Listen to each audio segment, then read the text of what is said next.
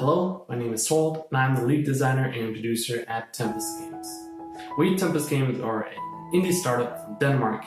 We started around summer 2018. That's when we really committed to the game that we're working on right now, which is called Cardinal Gears.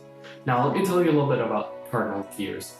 The game is a tactical RPG inspired a little bit by board games, by games like XCOM, Fire Emblem, Final Fantasy Tactics. So a grid-based combat system where each character has a number of movement points, action points, and is moved on this game board, these arenas. So what is the game? The game is a tactical RPG. It takes a little bit of the RPG out of the game though, to instead focus a little bit more on competitive aspects, because we are big competitive players. The game concept to begin with was customization, high skill ceiling, and interesting mechanics. And the customization aspect was basically we wanted to allow players to take a character which had a theme of sorts and change how that character played depending on their strategy. So let's take Nightmare for example. Now every character has an attack, a type of weapon I guess you could say, which allows them to attack the opponent in some different ways. So let's equip them with a weapon that allows pushback. So now we have a character that originally just attacked the opponent, but now when he does so, he pushes the enemy back a little bit. That's one way of changing the character. But another thing is that each character also has a character skill.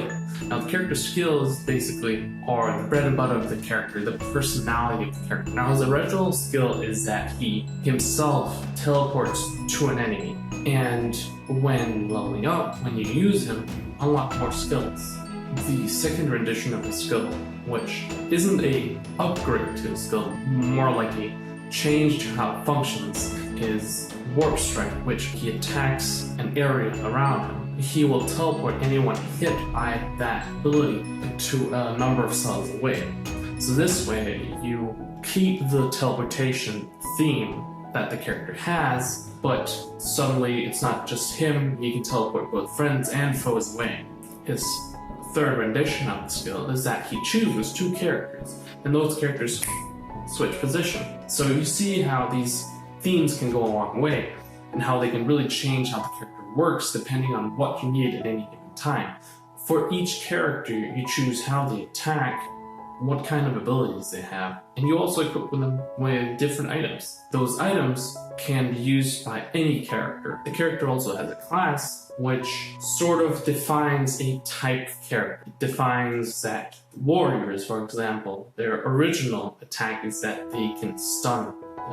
Then another rendition of it is that they can charge, and so on. So each character only has up to 5 different things they can do on their turn, depending on how many action points and movement points they use. You control a team of technically 4 characters, 3 of which are characters of the story, characters you unlock. The 4th character being yourself. You yourself have an avatar that you choose what kind of class they have and the ability and so on, which you can unlock more as you unlock characters. You can sort of make combinations of things that you weren't able to combine before, which allows for a lot of really interesting combinations. Now I hope that explains some of the mechanics of the game, but I can give you some examples of different skills. Let's take Falcon. Now Falcon, he can convert his remaining action points into movements. Take flight, being able to fly over objects, because the game has a 3-dimensional layout. You also have to think about elevation and line of sight forms. So add all these mechanics or some things like taking the snipers for example. Their sniping skill allows them to gain additional range and gain additional damage, but they have to sacrifice a movement point for the duration of them wanting to have this sniping ability active. As you can see, we have a lot of different types of ways to use our resources, and hopefully you find all this exciting, because we do. And the story, to give you a feel for what the world is like, we have these myriad worlds. All these worlds are connected through large gates to one another, where each world has a very different type of ecosystem. Each ecosystem sort of allows different species. So you'll see very few human characters, one of the few being yourself. And that's why you'll find a lot of characters that have a very out there look, out there theme. So like Nightmare, who's like this strange, dark, sort of insectoid knight, and Falcon, who's clearly a bird of sorts, who even has wings and everything. Or Firefist, for example, who's a bunny with boxing gloves. We want to be very creative with these characters. We wanted to have fun, colorful characters that felt unique, and that's what we went for. So all these worlds are connected to a world in between. This world in between is sort of like the hub. It's sort of like your home planet.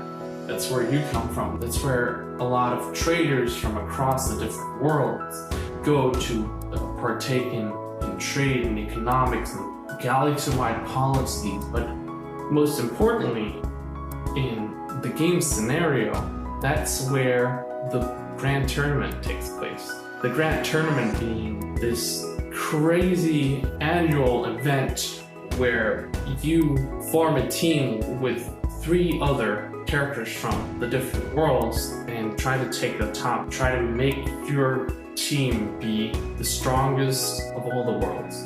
I know this video has been very long, but I want to take one little step back from the game itself and talk a little bit about our Patreon, why we made this video to begin with. Right now we have a special offer on our Patreon, and we need Patreon because we can't create the game without funding. We've spent basically all our savings right now working on the game, and the country that we live in doesn't really support startups, and that's why we really want to see if we can get to focus on the game, get to really commit to development. But for that, we need your help. Right now, until July 20th, you can sign up for Patreon and you get the special offer, being that you get a personalized message from me and the team, as well as you are guaranteed a spot as being one of the first in the credits, as well as you get full access to the Discord where you can chat directly to us, as well as the rest of the patrons. You also get the game for free. And that's just a special offer. That's not talking about the tiers themselves. So to give you an idea of what the money will be used for on Patreon is that we have a couple of stretch goals. One is the Switch version. One is probably the most important one, of course, is the annual paycheck goal, basically, which is like we get to focus only again about game development. That's the biggest stretch goal. That's, of course, the one that we are gunning for the most. Other than the stretch goals, of course, what you'll be using the money for is basically just paychecks, office space, artwork, sound, things that we don't have a lot of in-house, where we either get an artist or outsource some work. Thank you a lot for watching. I hope you're interested in supporting us. I hope that what I've shown sort of sparked your interest. And a quick shout out to our first 2 lovely patrons who already subscribed, Albert and Ingmar. Those guys are absolutely amazing. Make sure to sign up to the special offer so you can get to talk to those guys as well as us. It'd be super exciting. We'd be really happy to have you, and we really appreciate any help. Just a share is more than enough, but if you want to financially support us, we'd be absolutely honored. Thank you very much. Finally, have a fantastic day.